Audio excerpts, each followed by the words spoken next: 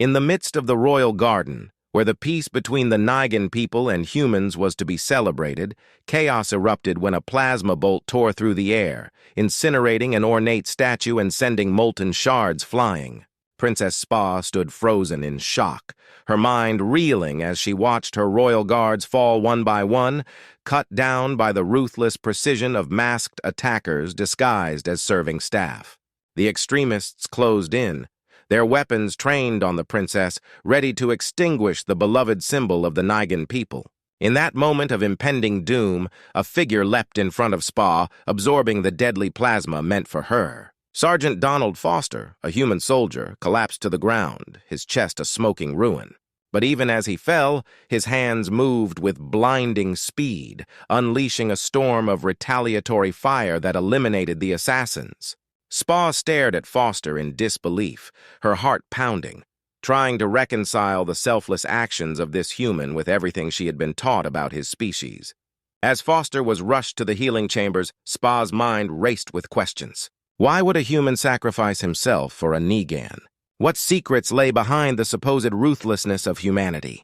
She knew she had to uncover the truth, not only for her own sake, but for the future of both their worlds, as the attack had set in motion a chain of events that threatened to unravel the fragile peace between Nigan and humans.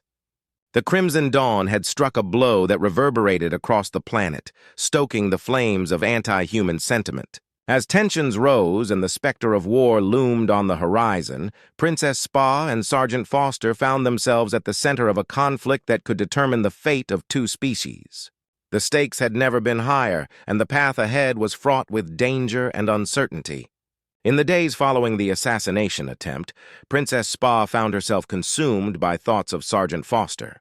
His selfless act had shaken the very foundations of her beliefs, challenging everything she had been taught about the supposed cruelty and barbarism of his species. As Foster lay recovering in the healing chambers, Spa's curiosity grew into an insatiable need to understand the man who had saved her life. Under the pretense of enhancing security measures, Spa arranged for Foster to be transferred to the royal palace. She entrusted her loyal handmaiden Lyra with the task of monitoring the soldier's progress and gathering information about his background.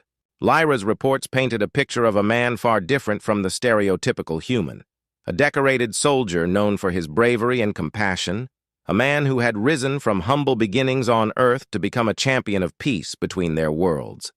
As Spa pored over the details of Foster's life, King Alter grappled with the growing unrest among the Nigan people.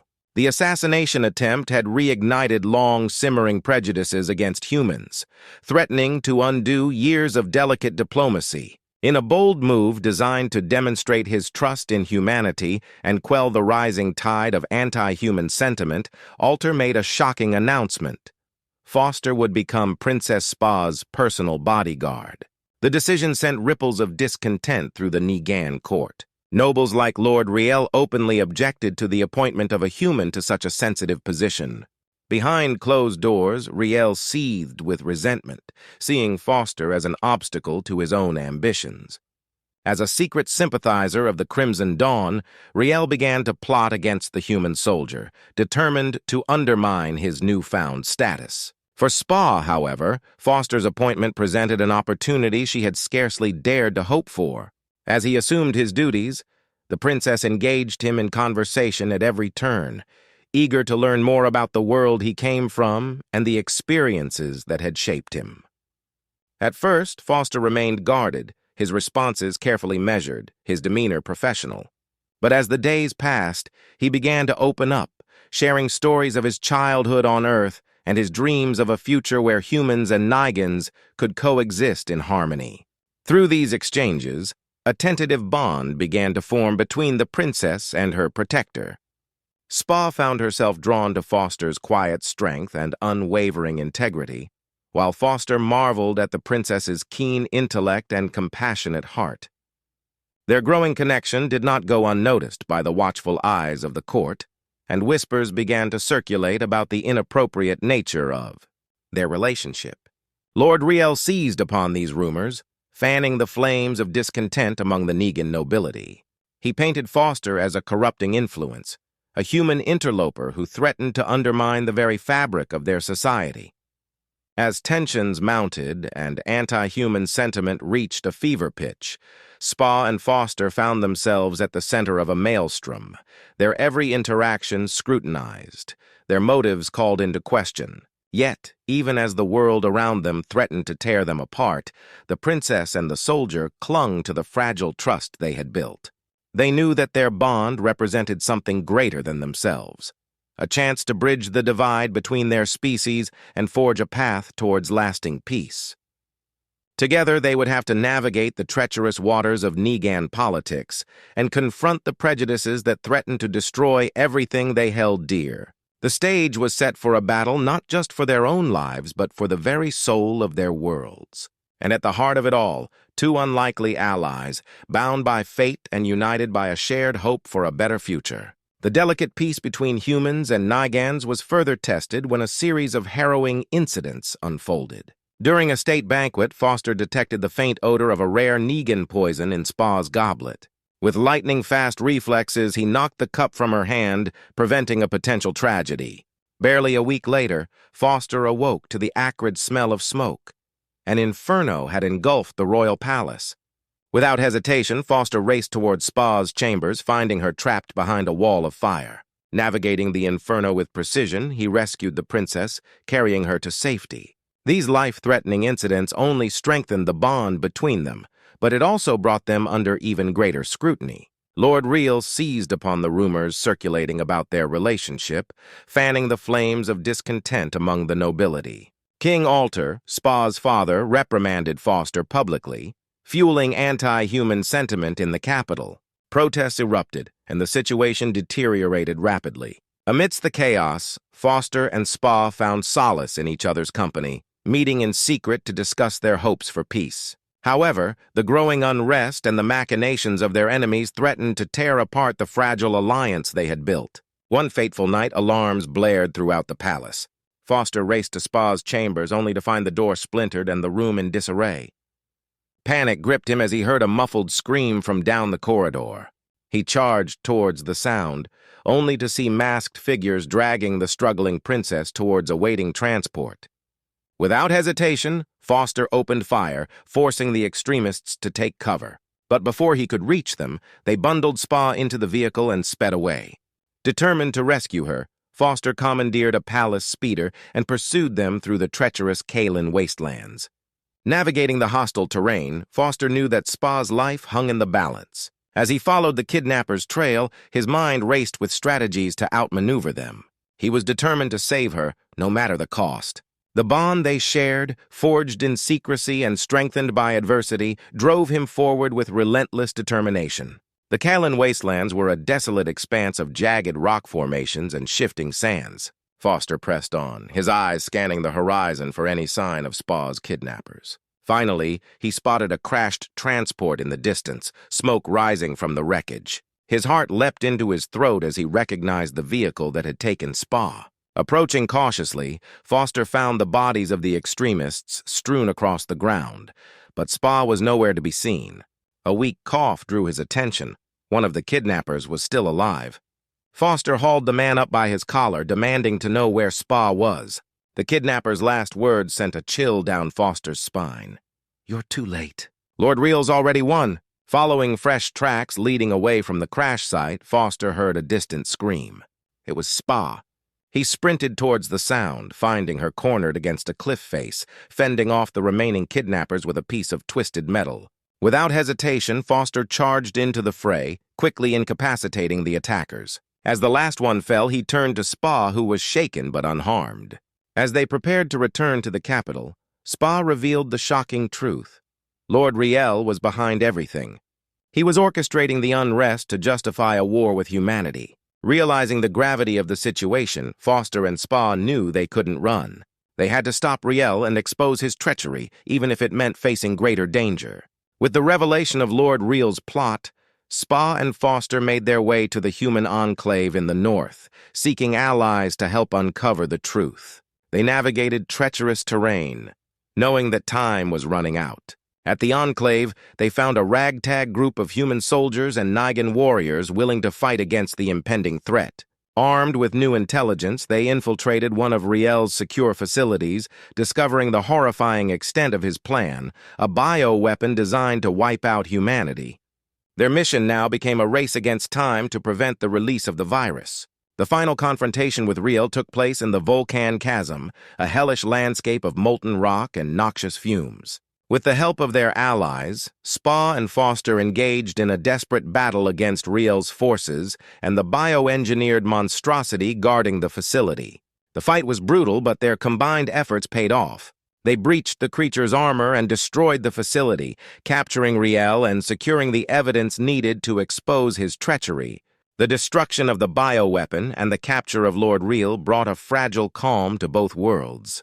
Spa and Foster returned to the capital as heroes, their actions paving the way for peace talks between humans and Nigans. The negotiations were tense, with old prejudices and mistrust threatening to derail the process. But Spa and Foster, now united by their shared experiences, became the voice of reason, urging both sides to put aside their differences for the sake of a better future. Their efforts paid off as a treaty was ratified, marking the beginning of a new era of cooperation.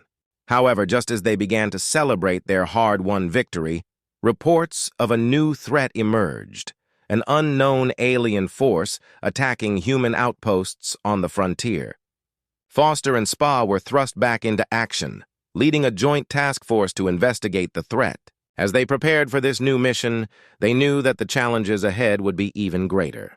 But with their bond stronger than ever, they were ready to face whatever came next, determined to protect both their worlds from the dangers that lay beyond the stars. As the Reliant hurtled through the void of space, the gravity of their new mission weighed heavily on Foster and Spa. The reports from the frontier were grim, entire human outposts obliterated, with no survivors left to tell the tale.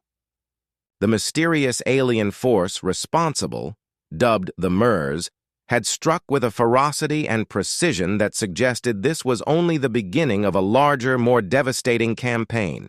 Foster, now the commanding officer of the Reliant, stood on the bridge, surrounded by the holographic projections of star systems and enemy formations. Beside him, Spa, now fully integrated into the human Negan command structure, coordinated the efforts of their joint task force. The ship's crew, a mix of hardened human marines and elite Negan warriors, worked tirelessly to prepare for the impending encounter. Every sensor was calibrated, every weapon system primed. The stakes were clear. Failure was not an option. Their destination was a derelict space station on the fringes of known space, believed to have been used as a forward base by the MERS. Intelligence suggested that this station might hold the key to understanding the MERS' strategy and, more importantly, their weaknesses. The journey there was tense, with every jump through slipspace fraught with the possibility of ambush. Foster knew that the MERS were unlike any enemy they had faced before. Ruthless, technologically advanced, and utterly alien in their methods and motives. As the Reliant dropped out of slipspace, the station came into view, a dark, foreboding structure silhouetted against the distant stars. The sensors picked up no signs of life, but the damage to the station's exterior told a different story. It had been the site of a brutal battle, the scars of which still marred its surface. Foster ordered the ship to approach with caution, sending out a team of scouts to secure the area before they docked. Inside the station, the atmosphere was thick with tension. The corridors were eerily silent, the walls marked with the remnants of the violent conflict that had taken place there. Foster led the team, his senses on high alert, as they made their way deeper into the station. Spa moved with him, her Negan senses attuned to the slightest changes in the environment. As they approached the central control room, they encountered the first signs of life. MERS sentries, tall and menacing, their bodies clad in sleek black armor that seemed to absorb the light around them. The ensuing firefight was brief but intense. The MERS moved with a speed and coordination that took Foster by surprise, but his team responded with lethal efficiency, neutralizing the threat before it could escalate. In the control room, they found what they had been searching for. A terminal still active, its display flickering with encrypted data. Foster and Spa worked quickly to extract the information. knowing that every second they spent on the station increased the risk of detection. As the data transfer completed, the terminal's display suddenly shifted, revealing a map of the surrounding star systems. At its center was a pulsating red icon, indicating the location of the MERS main fleet. It was larger than they had anticipated, a massive armada poised to strike at the heart of human and Nigan space. The realization hit Foster like a physical blow. They were vastly outnumbered and outgunned. The odds of survival, let alone victory, were slim. With the data secured, Foster ordered an immediate retreat, knowing that the information they had gathered was too valuable to risk in a prolonged engagement. As they made their way back to the Reliant, the station began to shudder, the result of a self-destruct sequence initiated by the MERS. The team barely made it to their shuttle before the station erupted in a cataclysmic explosion, the shockwave rippling through space as they sped away. Back on the Reliant, Foster and Spa wasted no time in analyzing the data. What they discovered confirmed their worst fears. The MERS were planning a full-scale invasion with the aim of exterminating both human and Nigan civilizations. Their fleet was already on the move and time was running out. The return to Allied space was fraught with urgency. Foster knew they had to mobilize every available resource, every ship and soldier, to mount a defense against the impending invasion. The data they had retrieved gave them a narrow window of opportunity to strike first, to catch the MERS off guard before their full might could be unleashed. Spa worked tirelessly alongside Foster, coordinating with Nigan and human leaders to prepare for the battle ahead. The once fractured alliance was now united by the threat of annihilation, and the preparations for war took on a desperate, feverish pace. Shipyards churned out vessels at an unprecedented rate, and recruitment centers were flooded with volunteers eager to defend their homes. As the final preparations were made, the full scale of the challenge before them became clear. The MERS fleet was vast, its ships bristling with advanced weaponry and impenetrable defenses. Foster knew that their only hope lay in exploiting the few weaknesses they had identified, targeting the MERS command structure and disrupting their communications. It was a high-risk strategy, one that required precise timing and coordination. On the eve of battle, Foster stood on the bridge of the Reliant, staring out at the stars. He could feel the weight of the responsibility on his shoulders, the lives of billions hanging in the balance. Spa joined him, her presence a steadying force in the chaos that surrounded them. "We've come this far," she said quietly, her voice filled with resolve. "We won't back down now." Foster nodded, his gaze never leaving the stars. "No, we won't. We'll fight with everything we have, for our worlds, for our people." The call to battle stations echoed through the ship as the MERS fleet appeared on the horizon, their ships dark and ominous against the backdrop of space. The final confrontation had begun, and as the Reliant charged into the fray, Foster and Spa knew that this was it, their last stand against an enemy that sought nothing less than total destruction.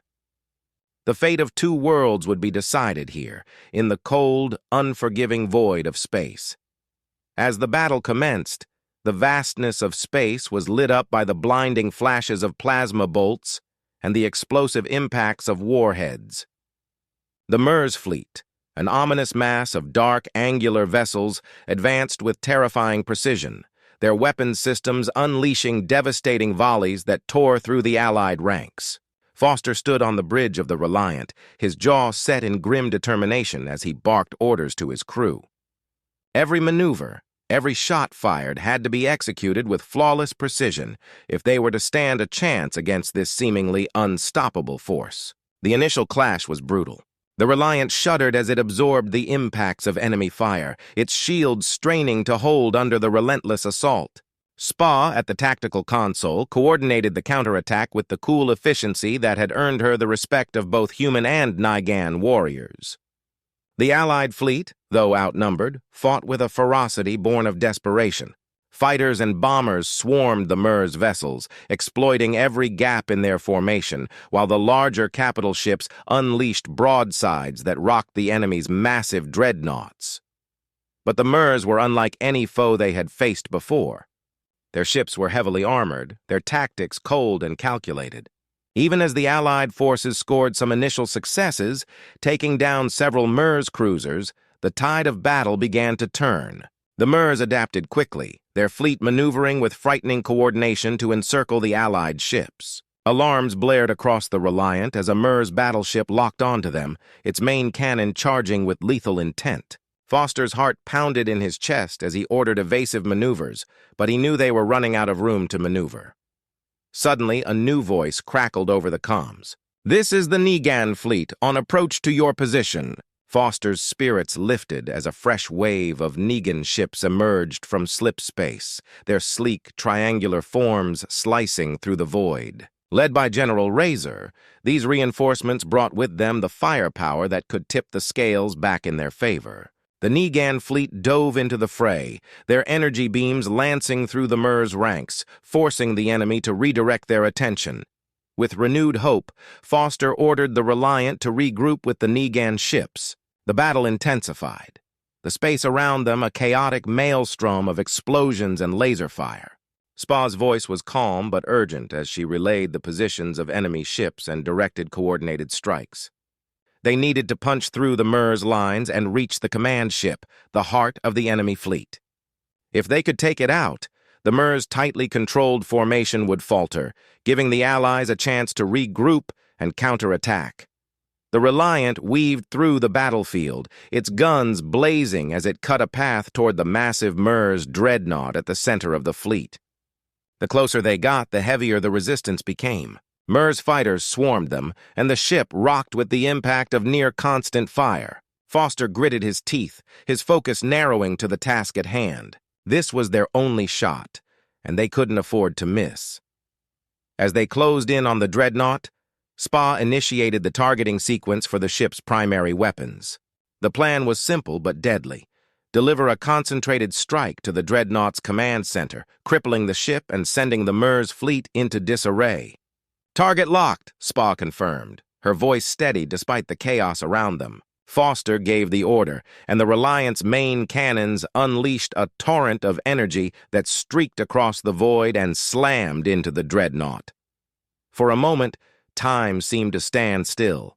The impact rippled across the dreadnought's surface, its shields flaring brilliantly before collapsing under the strain.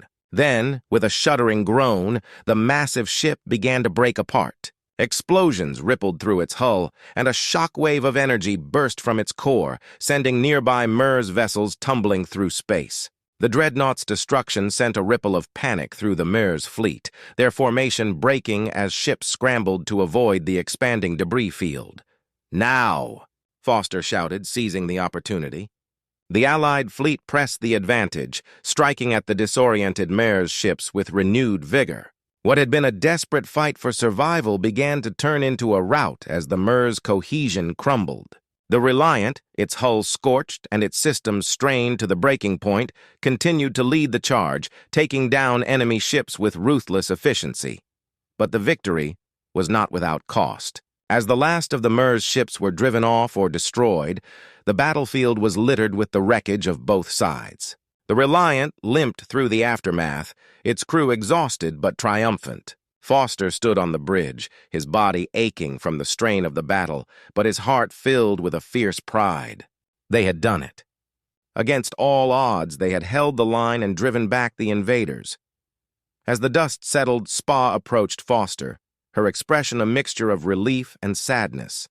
"We won today," she said quietly. "But this is just the beginning, isn't it?" Foster nodded, knowing the truth of her words. The Mers would be back, and the next time, they would be even more prepared.